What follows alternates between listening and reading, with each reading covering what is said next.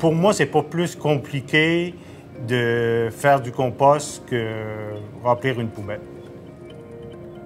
L'usine de biométhanisation, c'est une usine dont le but est de produire un biogaz à partir des matières organiques triées à la source, donc qui proviennent du domaine résidentiel, mais aussi commercial et industriel. L'avantage de notre biogaz, on ne remplace pas l'essence, on remplace du diesel.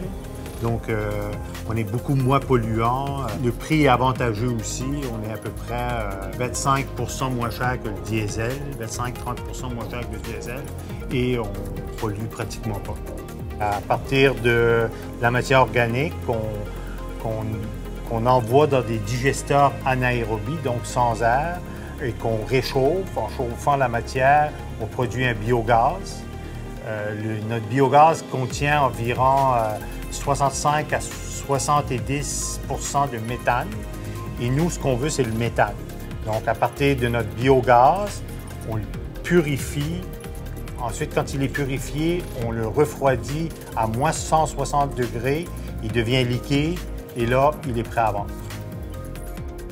80 % de l'actionnariat appartient au domaine public, donc 40 % à la MRC de Rivière-du-Loup, 40 % à la ville de Rivière-du-Loup. Donc, les redevances que la CEMAR pourrait avoir éventuellement reviendraient à la population.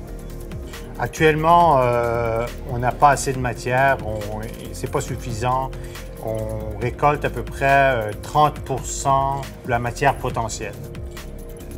Traiter la matière à l'usine coûte moins cher que de l'enfouir. Et c'est un projet, si le monde participe, c'est un projet qui va devenir rentable aussi. Donc, au niveau environnement, au niveau économique, c'est avantageux. Le gouvernement du Québec a déjà annoncé que pour 2020, 100 % des matières organiques devront être détournées de l'enfouissement. Nous, on est prêts, puis je pense qu'il va falloir que la population fasse le changement, puis qu'ils s'en aillent vers ça. Je pense que c'est un incontournable.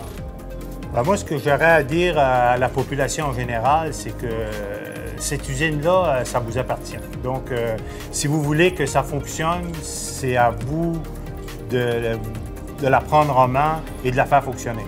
Et la façon de le faire, c'est d'envoyer vos matières organiques à l'usine. C'est la seule façon qu'on peut la faire fonctionner. Et si les gens participent, je pense qu'on va avoir un beau projet et on va en être fiers.